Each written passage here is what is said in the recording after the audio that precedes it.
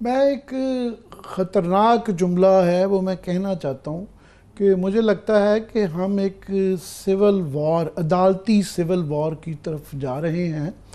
और जो पहले मैं ख़बर देता जाऊँ कि बेंच के निज़ाम तब्दील किया गया, एक ही दिन में ऑर्डिनेंस आया, सदर भी शामिल था, हुकूमत भी शामिल थी, चीफ जस्टिस साहब ने भी बड़ी जल्दी से तेल लगा के तो फ़ारिग कर दिया। टोटल सुप्रीम कोर्ट का निज़ाम जकड़ लिया गया है, मर्ज़ी के बेंच बनना बहुत आसान हो गया है। और मंसूर अली शाह साहब, जस्टिस मंसूर अली शाह, उन्होंने बड़ा सख्त ख़त लिखा है और उन्होंने बहुत ज़्यादा उसके ऊपर एतराज़ात भी किए हैं। उन्होंने एक किस्म का चीफ जस्टिस को कहा कि आप ही के पुरानी, उन्होंने उनकी ही प्रचार और उनके ही अहकामात और उनकी ही जो भाषण थे याद करवाए हुए हैं उसमें। मतलब मुझे इस बात का कभी इम्कान है कि फाइज़ साहब भी वो उसका शायद जवाब लिखें, और वो जब जवाब लिखा जाएगा तो क्लियरली जो है अदालत के अंदर जो है एक लड़ाई चल रही है। और जब भी अदालतों के अंदर लड़ाइयाँ हुई, उससे हुकूमतें कमज़ोर हुई, उससे जमहूरियत कमज़ोर हुई, उससे निज़ाम कमज़ोर हुआ। तो ये कहीं से भी वो पीछे हटता कोई नज़र नहीं आता और वो ये आगे चल रहा है। अब ये है कि यहाँ पे नज़र आ रहा है कि हुकूमत जो है और हुकूमती पार्टियाँ, एलाइज़ और मुक़तदरा, वो सब तुले में हैं कि उन्होंने आईनी तरमीम लेके आनी है। चाहे वो जो है कहते हैं ना, बोरो, बेग और steel, what ever it might cost, उन्होंने लेके आनी है।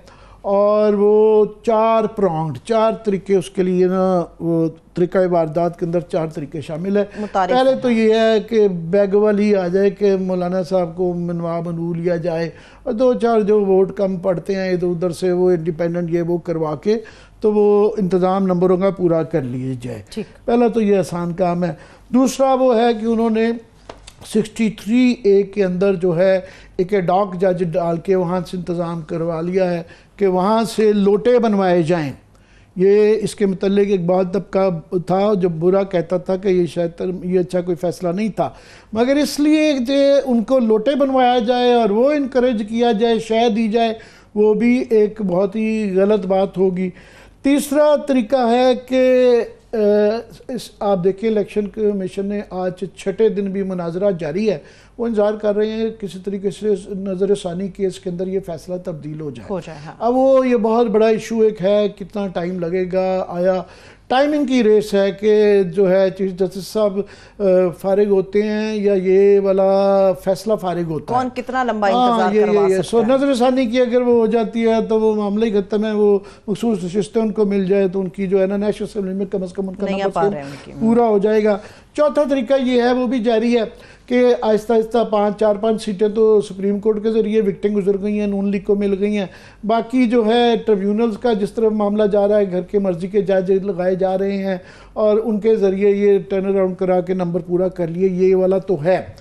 अब इसके अंदर जो तकलीफ बात यह है कि ये जो कुछ किया जा रहा है, आईनी तरमीम जिस किस्म की लाई जा रही है, वो क्लियरली मैं सलमान राजा साहब से एग्री करता हूँ बकौल उनके कि ये इमरान खान को उन्होंने मिलिट्री कोड के लिए सज़ा और जो है PTI को उन्होंने बैन करवाना है। पर उसके लिए जो तरीक़ाकार किया जा रहा है और जो आज बिलावल भुट्टो साहब उसको लीड कर रहे हैं, in the name of his mother, in the name of charter of democracy, कि जी ये मिसाक जमहूरियत के नाम पे, और बेनज़ीर ने क्योंकि वहाँ पे ये करवाया था अपनी वालदा के नाम पे, तो मुझे इसलिए बड़ी तकलीफ़ हुई है कि मैं ये उस वक्त मुझसे बहुत छोटे थे, आज से 2006 में आप देखें ना, तो हमारे तो सामने ये बना है, हमारी बातचीत, इन्होंने दोबारा इनको ज़रूरत है सबको पढ़ने के चार्टर ऑफ डेमोक्रेसी में है क्या ये जो करने जा रहे हैं। ये 8वीं तरमीम जो है उससे भी कुछ चीज़ें उससे आगे करने जा रहे हैं। ये ज़ियाउल हक ने भी नहीं किया था कि पूरा निज़ाम ही लपेट दें, उसने उन्हीं अदालतों को PCO ये वो कंट्रोल करा के जो है वो कंट्रोल किया गया था। ये तो निज़ाम सल्तनत, इंतज़ामिया, अदलिया, एग्जीक्यूटिव सब ऊपर नीचे खिचड़ी बना देंगे अपने एक पाव गोश्त के लिए कि ये चाहते हैं कि एक पार्टी को बैन करवाना। ये खुद भी इनकी वालदा और इनके दादा नाना जो है वो उनको फांसी दी गई, और बेनज़ीर साहबा के साथ जो कुछ और पीपल्स पार्टी के साथ जो होता रहा ये भूल गए और लीड कर रहे हैं बिलावल भुट्टो साहब। बिलावल भुट्टो यही तो कह रहे हैं कि आइंदा इसलिए आईनी अदालत चाहिए कि आइंदा किसी वज़ीर आज़म को तख्तादार पे ना चढ़ाया जा सके। वो तो ये बात कर रहे हैं कि इसलिए हम ये करवाना चाहते हैं। पता नहीं उनकी, मैं उसी की बयान हूं कि उनकी जो लॉजिक के अंदर जो क्लेम कर रहे हैं और उसका पस मंजर के अंदर एक बहुत बड़ा तजाद है। तो बात यह है कि उसके बिलावल का जो ये कहना है कि ये चार्टर ऑफ डेमोक्रेसी जो है वो चार्टर ऑफ डेमोक्रेसी के अंदर सिर्फ ये कॉन्स्टिट्यूशनल कोर्ट्स नहीं है ये निकाली है, उसके अंदर और भी बड़ी चीज़ें हैं। उसके अंदर एक सिविल मिलिट्री का चैप्टर है, तो वो भी पढ़ें कि क्या क्या चीज़ें हैं। उसकी बुनियादी स्पिरिट ये थी कि जमहूरियत को, इदारों को मजबूत करना, ना सिर्फ ये कि एग्जेक्टिव, और वो भी एग्जेक्टिव जो कि बिल्कुल एक जिसकी शहबाज शरीफ साहब की कोई ज़रूरत है कि वो अपनी मर्ज़ी का कोई नाम ले, टोटली कंट्रोल्ड किस्म की जो है एग्जेक्टिव जुडिशरी बनाने जा रहे हैं। और पार्लियामान, ये वो पार्लियामान इसकी वो इतनी बड़ी तरमीम करने के ये मुतनाज़ा पार्लियामेंट है। सो ये एक 1.5 पाव का जो गोश्त है।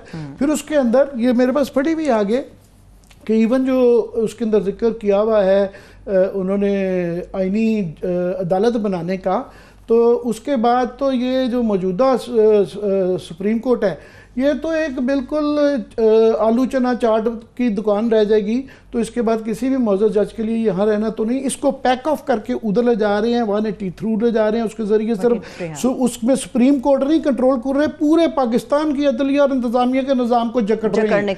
ये बिल्कुल वो वाला किया जा रहा है जो मिसाक जमहूरियत के अंदर बल्दियात के निज़ाम के मतलब भी बात है। वहाँ क्यों नहीं बात होती? 16 साल से ये सिंध के अंदर इनकी गवर्नमेंट है, वहाँ में अभी तक बता देंगे डिस्ट्रिक्ट कोर्ट्स में या लोअर जुडिशरी में क्या इन्होंने रिफॉर्म किए हैं।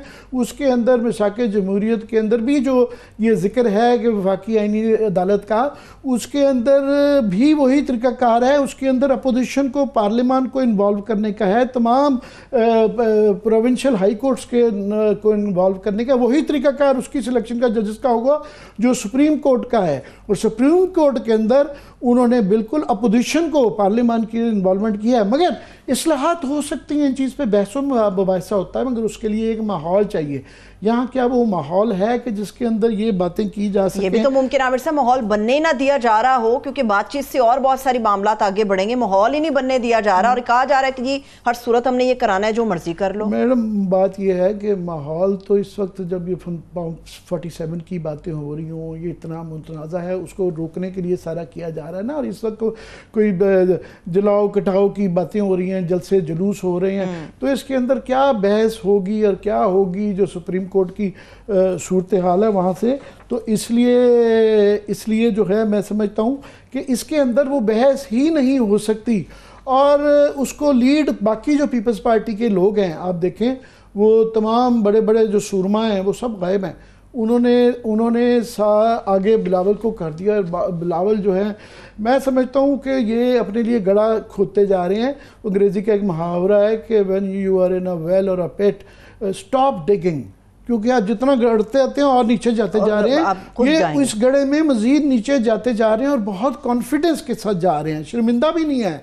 बाकी पीपल्स पार्टी के कलमंद लोग जो हैं वो साइडों पे नजर इस इशू पे नहीं आ रहे। कोई भी इसराइल की बात करा लो, इधर की बात करा लो, उधर की करा लो, इस पे वो नजर नहीं आते। तरमीम पे नहीं आ रहा। नून लीग के भी जो समझदार लोग हैं, जो उनके अंदर भी बड़े कदावर लोग हैं, कुछ लोग उनके अंदर भी जमहूरी हैं, वो भी सामने नहीं आ रहे, अवेलेबल नहीं होते, बिल्कुल नहीं मिलते हैं।